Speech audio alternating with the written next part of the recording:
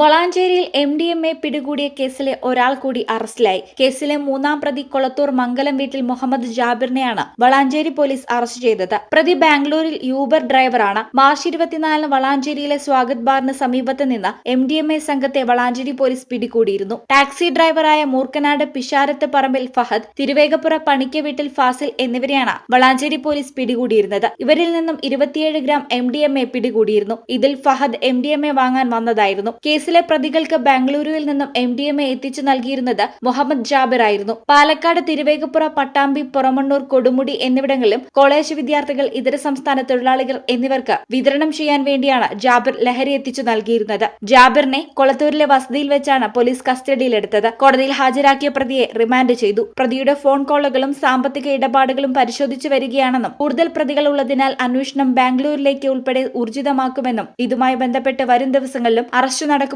ലഹരി മാഫിയകൾക്കെതിരെ ശക്തമായ നടപടികളുമായി മുന്നോട്ടു പോകുമെന്നും SHO ബഷീർ സി ചിറക്കൽ പറഞ്ഞു.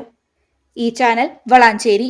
ഓഫീസ് സമയം കഴിഞ്ഞാലും അവധി ദിനമാണെങ്കിലും പണത്തിന് ആവശ്യമെങ്കിൽ മൊബൈൽ ആപ്പ് വഴി ഉടനടി അക്കൗണ്ടിലെത്തും. അതാണ് KSFE smart gold over draft. ഏത് ശാഖയിലും സ്വർണം വയ്ക്കൂ.